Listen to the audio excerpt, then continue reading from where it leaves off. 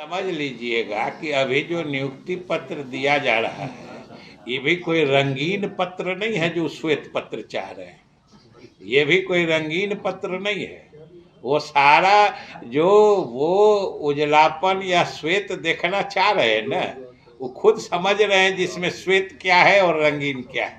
कुमार जी की भूमिका क्या रहेगी इंडिया गठबंधन में, क्योंकि नीतीश कुमार जी की भूमिका इंडिया गठबंधन में जो है वो हम बिहार के लोग या आप बिहार के मीडिया से जुड़े लोग की बात तो छोड़िए, पूरे देश के लोग जानते हैं कि मीडिया इस इंडिया गठबंधन की बुनियाद ही पड़ी थी हमारे नेता नीतीश कुमार जी के प्रयास से, और उन्हीं के समझिए कि द्वारा इसकी शुरुआत की गई थी।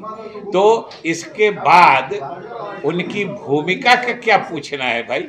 जिस आदमी ने इस गठबंधन की बुनियाद में ही अपने प्रयास को झोंका था, तो स्वाभाविक रूप से ये हर आदमी के नजर में है और हर आदमी इनकी भूमिका समझ रहा है। क्या इंडिया गठबंधन में जेडीयू 17 सीटों से कम पे मानेगी? ये सवाल ये कोई प्रेस से बात करने की चीज तो होती नहीं है। ये तो गठबंधन के लोग पार्टियां बैठती हैं, आपस में तय होता है, और जब सब कुछ अंतिम रूप में आ जाएगा आपको बता दिया जाएगा। हम लोग सीधे चुनाव और चुनावी रणनीति पर ही ध्यान केंद्रित किए हुए हैं, और उसमें भी आपको बता दें कि हम लोग की पार्टी के लिए अभी सबसे प्राथमिकता वाली बात, पूरे पार्टी के लोग, पार्टी के सभी कार्यकर्ता जो हमारा 24 तारीख को जननायक कर्पूरी जी के जन्म शताब्दी पर जो कार्यक्रम है हम लोग उसमें लगे हुए, और इसके बाद से फिर हम लोग दूसरे कार्यक्रमों में देखें।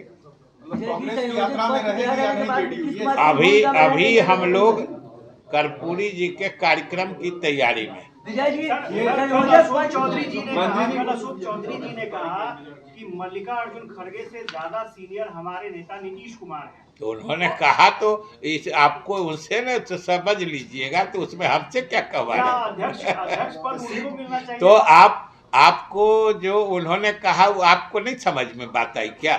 नीतीश कुमार की आपको समझ में आई कि नहीं?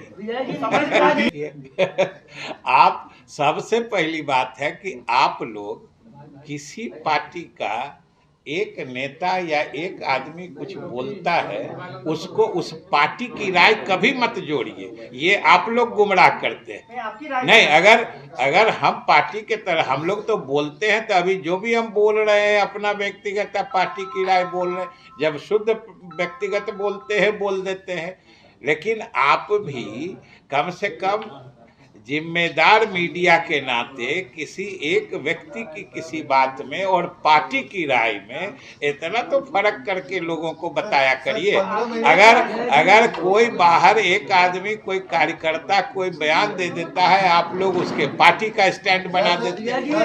15 महीना बनाम 10 साल रोजगार को लेकर चुनौती दी गई है केंद्र सरकार को, क्या मानते हैं सर? 15 नहीं, रोजगार तो आप देख रहे हैं कि हमारी नीतीश कुमार जी के नेतृत्व में बेरोजगारों को रोजगार का अवसर देने का अभियान चलाया जा रहा है, तेजी से दिया जा रहा है। केवल शिक्षा विभाग में समझिए कि पिछले चंद महीनों में 2-2.5 लाख से अधिक शिक्षकों की नियुक्ति हुई है।